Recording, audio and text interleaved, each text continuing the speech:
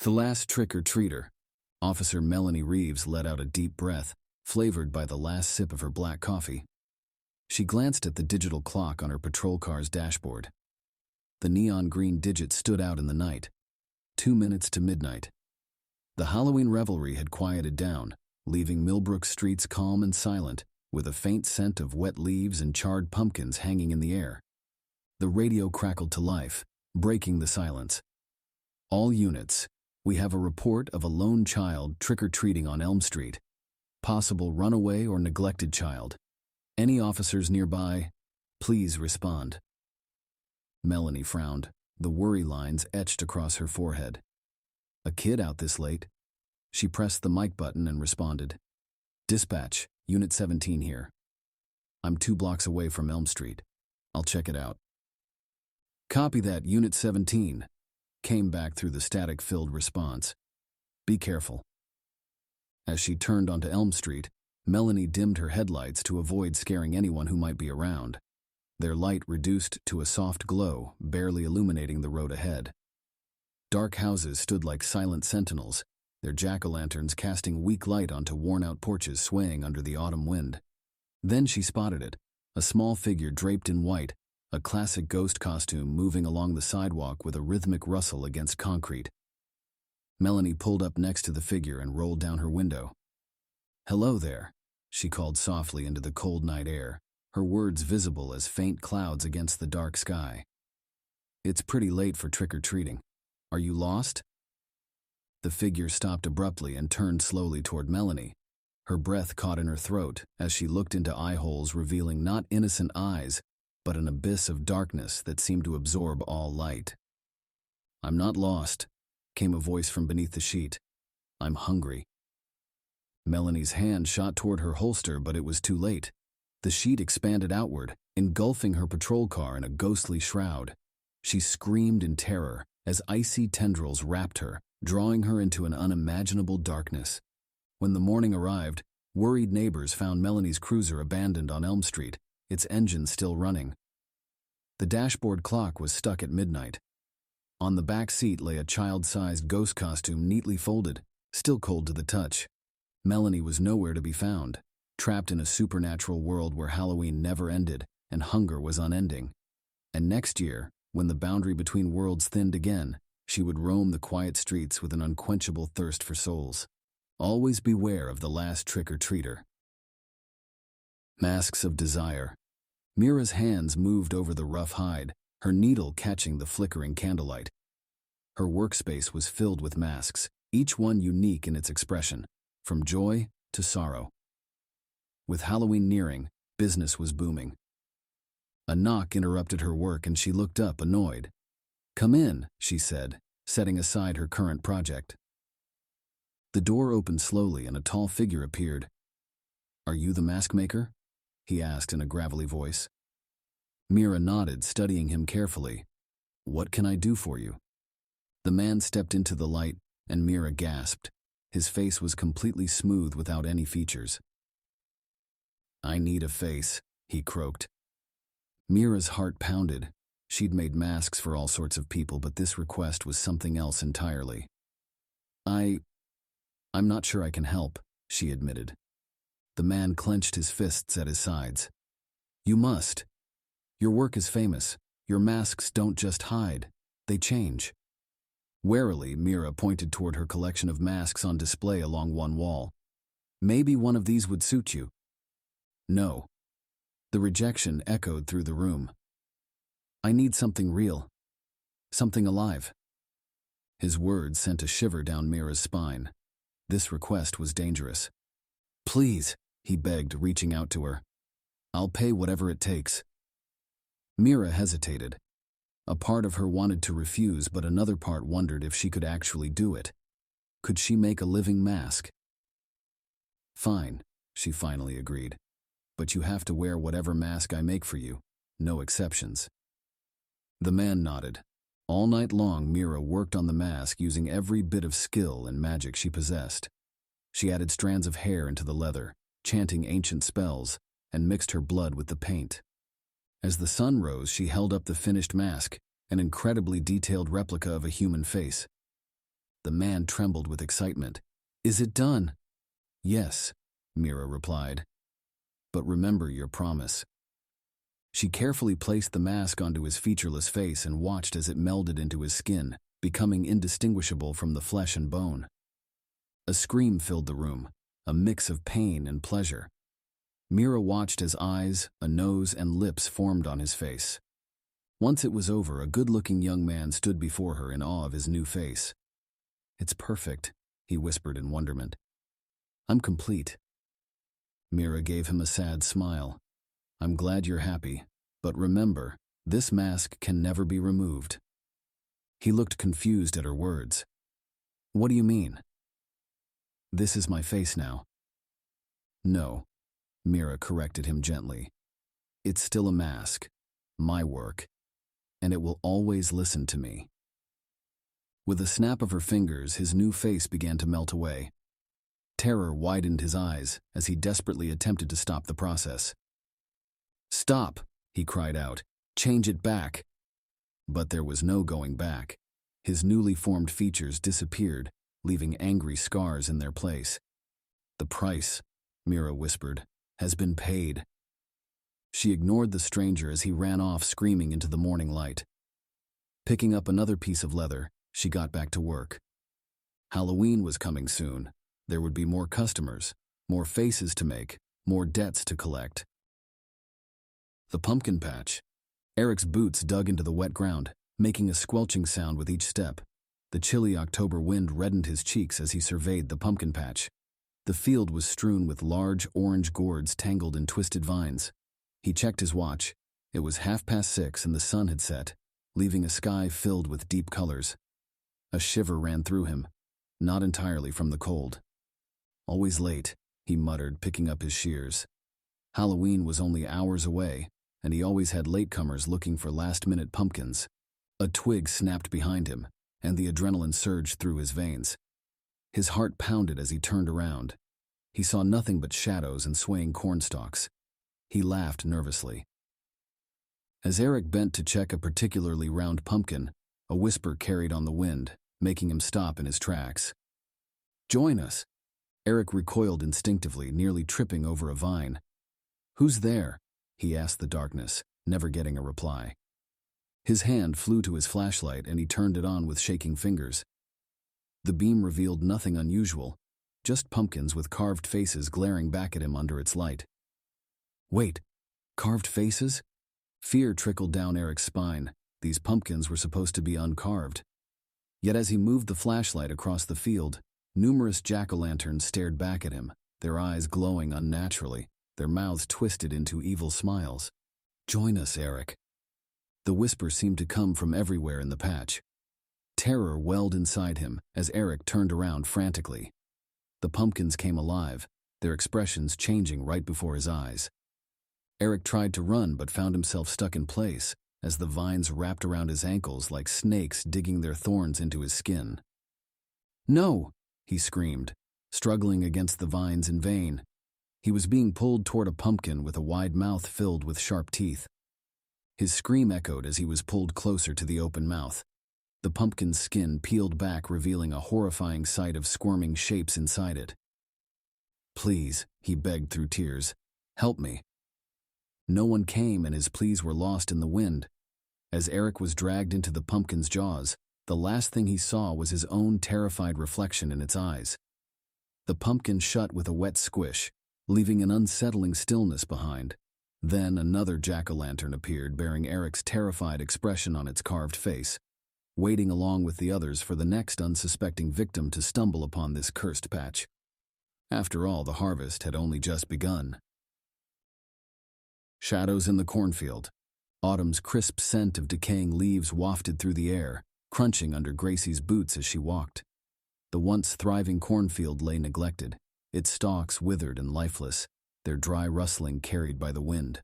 Moonlight filtered through the bare branches above, casting an eerie dance of shadows onto the ground below. A shiver ran down her spine, prompting her to tighten her jacket around her tiny frame. Snap! The sound of a twig breaking echoed in the darkness behind her. She spun around quickly, her heart pounding in fear. Straining to see into the darkness, All she saw were rows upon rows of corn disappearing into nothingness. Gracie took a deep breath to calm herself. This was home. She knew every inch of this farm. It was hers by birthright. But tonight was different. It was Halloween at midnight, and certain superstitions filled the air. Above her hung a large pumpkin-colored full moon, its light pulsating in chaotic waves. Quickening her steps, Gracie longed for the comforting familiarity and warmth of their farmhouse. Her Aunt Mabel's words echoed in her mind. On All Hallows' Eve, when spirits roam free, you must leave an offering at the heart of our maize to ensure a plentiful yield. Gracie had initially dismissed Mabel's folklore as mere superstition, but 3 consecutive years of barren crops and mounting debts had driven them to desperation. As she moved deeper into the labyrinthine field, dried leaves whispered in the chilly breeze. Gracie attempted to shake off an unsettling feeling that seemed to crawl up from where fear resided deep within her being. The path twisted and turned until Gracie struggled to remember which way she came from. How long had she been walking? Suddenly, she found herself in a small clearing at the center of the cornfield. Ancient trees stood guard around a weathered stone altar. A place unknown to Gracie despite growing up on this farm. Moonlight spilled onto the smooth surface of the altar. As she approached it, clutching her basket protectively against her chest, strange symbols carved into the stone caught her attention. Gracie's hands shook as she began arranging the items on the altar, dried herbs tied together emitting an earthy scent, 3 black candles unlit, a small knife with an ivory handle that was cold to touch, and lastly a clay jar filled with dark liquid, her blood. She winced at the memory of Mabel slicing open her palm earlier that evening. The land requires sacrifice, Mabel had declared solemnly. Blood from our lineage willingly offered. As Gracie emptied the last drop from the jar onto the altar, a gust swirled around her and the cornstalks rustled violently. Unintelligible whispers filled the air, while the tremors beneath her feet forced Gracie to lose her balance. She turned, plotting an escape, but found herself trapped within the walls of corn that were once an exit. A low chant rose from beneath, and the etched symbols on the altar glowed with an ethereal light. The ground split open, and Gracie screamed as an abyss was slowly revealed. Dark tendrils emerged, reaching for Gracie as she stumbled backward. There was no escape. The chanting grew louder. As the tendrils coiled around her ankles, dragging her toward the fissure, a figure emerged from the cornfield. Relief surged through Gracie.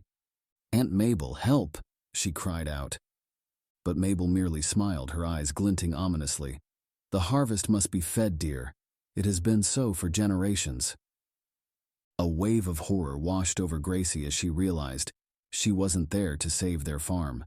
She was there to be the sacrifice. As the tendrils dragged her into the pit, Gracie's screams echoed through the cornstalks before being silenced by the ground, sealing shut above her. Mabel nodded approvingly. Indeed, a bountiful harvest. The days passed in a blur for Richard Palmer, marked only by the setting sun. He sat on the worn steps of his farmhouse, worry etched on his weathered face. The cicada's song filled the air, mirroring his restless anxiety. The smell of damp soil and ripening cornfields did nothing to ease his distress. His daughter Gracie was missing. Her disappearance aided him, every second feeling like an eternity. Despite exhaustive searches and pleas for help, the local police were as clueless as he was about her sudden absence. Gracie was a homebody who loved their simple farm life, working in the fields under the sun and helping him with daily chores amidst the hum of farm machinery. But everything changed when Mabel arrived. Mabel, Richard's sister-in-law, was known for her peculiar habits and beliefs. Richard had always brushed off these stories until Gracie disappeared without a trace. A suspicion began to grow in Richard's mind. Mabel knew something she wasn't telling them. When confronted, Mabel just smiled cryptically and insisted that Gracie had left willingly. But Richard knew his daughter. She wouldn't leave without saying goodbye. As he sat brooding on the porch, he heard footsteps crunching on gravel. Looking up, he saw one of his workers approaching through the dim twilight. "Mr. Palmer?" said the man cautiously as he got closer. "There's something you need to see." Richard felt both curiosity and dread as he rose from his seat, following the worker toward a small crowd near the cornfield. Amidst the golden stalks lay something on the dry earth. It was Gracie's necklace that she never took off. Tears blurred his vision as he picked up the cold metal trinket, a painful reminder of Gracie's absence. Something terrible had happened to her. He turned to the worker, holding tightly onto the necklace. "Where did you find this?" "By the edge of the cornfield," replied the man, pointing to a subtle disturbance in the otherwise uniform rows of dried cornstalks. Before he could ask more, he heard a scream behind him. Turning around, he saw Mabel looking pale as she stared at him, holding Gracie's necklace. "Where did you find that?" Mabel asked in a whisper barely audible over the rustling wind through the cornstalks. Richard glared at her, anger rising beneath his grief. "This is Gracie's necklace found at our cornfield's edge," he retorted, waving the pendant like an accusation. "Do you know anything about this?" Mabel stepped back, quickly glancing toward where they'd found Gracie's necklace. Without answering Richard's question, she turned and sprinted to the house. Richard gave chase, his boots pounding against the hard ground. He entered their house just as Mabel was darting up the stairs. He saw something in her eyes. Fear, guilt, before she disappeared upstairs. "Mabel!" he yelled, following her up the steps. "You owe me an explanation." He caught up with her in a small room at the top of the stairs and grabbed her arm to make her face him. Her eyes were wide with terror, and she was breathing heavily. "Richard, please," she pleaded, "it's not what you think." But Richard wasn't listening anymore. His grief and anger boiled over. "Then enlighten me, Mabel. Why was my daughter's necklace found in our cornfield? Where is Gracie?" Mabel pulled away from him and turned, mumbling something about not being able to explain. Richard's heart hammered in his chest, the rhythm loud in his ears. He felt a mix of anger and shock, teetering on the edge of losing control. But then he noticed something odd. Underneath the bed was a basket made of thick willow strands, with intriguing items barely visible within. Inside were dried herbs that crumbled as he touched them, their smell bringing back memories of old attics and past summers. 3 unused black candles sat there. Their wax was cool to touch. Among these items was a small knife with an ivory handle, sharp enough to cut his thumb when he tested it. Lastly, there was an earthenware pot stained around its rim, rough and cold under his fingers. The sight made Richard catch his breath. It triggered memories he had tried to forget. He remembered Gracie's interest in Mabel's mystical practices, something he had thought harmless at first, completely unaware of its dark undertones. "Mabel!" His voice came out raspy and harsh as he stared at the unsettling items in the basket. "What role did Gracie have in this?" Mabel's body drooped noticeably as she seemed to lose her strength, resembling a wilting flower collapsing onto the bed. She was supposed to take my place," Mabel said so quietly that Richard could hardly hear her over his heartbeat. His spine tingled at her words, like ice-cold water running down his back, freezing him inside out. His hands trembled so much that the basket fell from them, scattering its contents on the floor. Tears welled up in Mabel's eyes as she met Richard's gaze. "The harvest." Her voice wavered, barely audible than a whisper. "It requires appeasement every generation for fertility and prosperity, or else." "Or else what?" Richard asked sharply, his heart beating fast. "Or else the land will become infertile, the crops will fail, our livelihood destroyed," Mabel said quietly, her eyes falling to her lap, where her hands clasped together in distress. Richard felt a punch in his stomach. Gracie knew. She had chosen this path willingly. For him. For their farm. His legs gave way and he fell onto the floor. His sight blurred as he struggled with the truth of Gracie's sacrifice. A story straight out of a horror novel. Gracie. Her name slipped from Richard's lips in a whisper, grief choking him. He buried his face in his hands as sadness washed over him, filling him with regret and guilt. Later, Richard found himself walking through the cornfields under the harsh sun, its heat burning his skin despite the cold inside him. He took solace amidst this. It was as if he could hear Gracie's voice calling out to him from afar, a faint sound carried by the wind. In the profound depths of the earth, in places untouched by even a sliver of light, an entity awakened. It drew sustenance from the spiritual remnants of those sacrificed, its roots burrowing further into the dark soil. Above ground, cornstalks reached skyward, their growth fueled by the potent cocktail of blood and bone. The entity bided its time, waiting with unerring patience for its next banquet. After all, the cycle of harvest was as certain as the rising and setting of the sun. It would always return. Haunted hayride. The tractor's engine rumbled, its low hum echoing across the cool fall air. Jack gripped the rough steering wheel, his gaze flicking between the road ahead and the mirror reflecting a group of college students, seated in a hay-filled trailer attached to his vehicle. The combination of Halloween thrill and Crescent Moon Farm's notorious scare factor always attracted eager visitors. "Ready for some real scares?"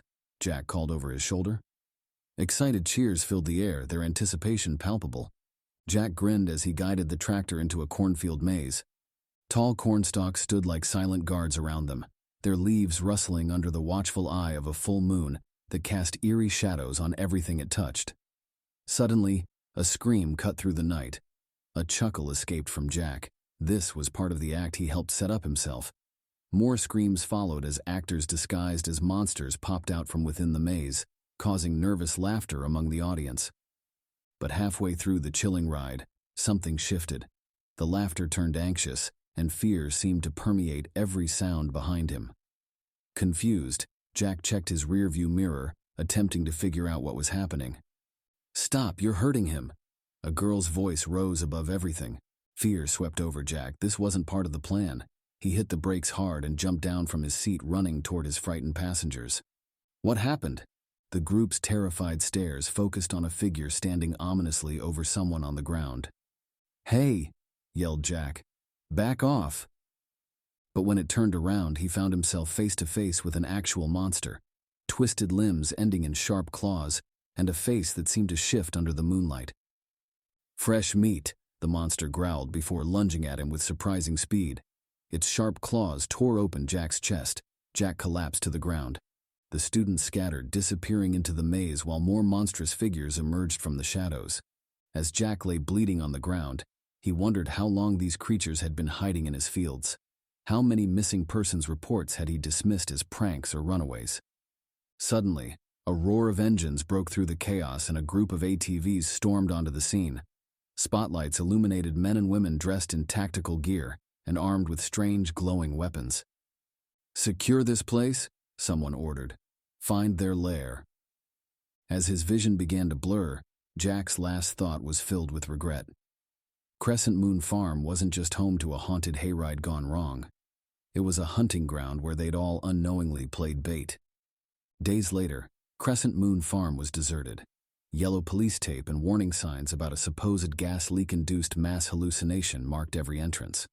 But locals claimed to hear strange howls from the cornfields on quiet nights, suggesting that something still lurked beneath the earth, waiting for the next harvest. The costume party. Vivian straightened her mask, catching her reflection in the old mirror. Her face was framed by peacock feathers, their colors vibrant and captivating. She felt a surge of pride. She would be the star of this Halloween party. A mysterious invitation had arrived, a black envelope sealed with red wax, hinting at a masquerade party at Garling Manor. Vivian couldn't resist such an intriguing offer. Her taxi approached the grand Victorian mansion, and Vivian gasped at its imposing sight. Each window glowed with warm candlelight while strange music filled the air. Masked guests in elaborate costumes milled about the grounds, their laughter tinged with excitement. "Some party," said the driver, looking anxious. Vivian tipped him generously and replied cheerfully, "Indeed, happy Halloween."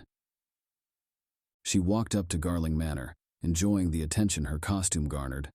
A tall butler greeted her at the entrance, his mask marked only by a single painted tear.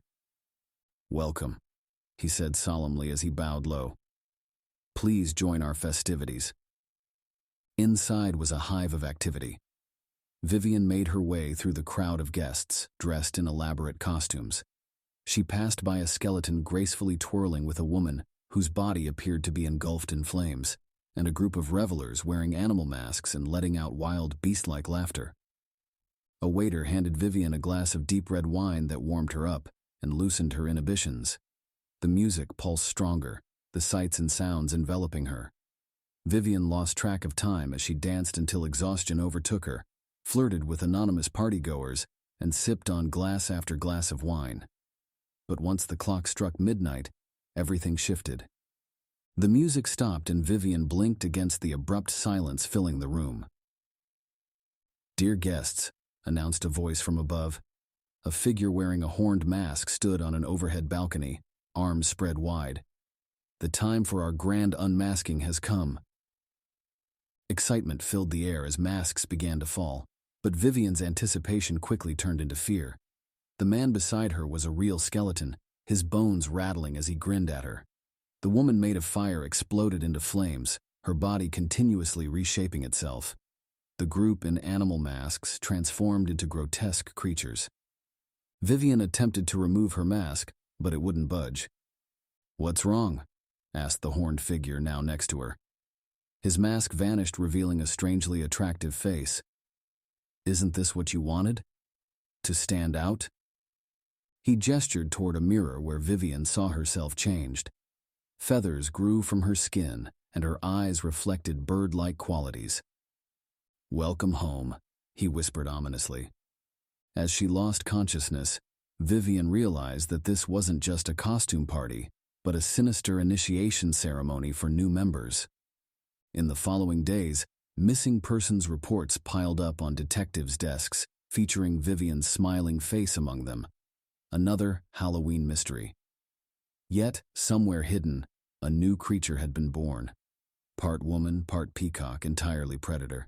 And when next Halloween came around, she'd be the one sending out the invitations. After all, her new family was always hunting for fresh blood.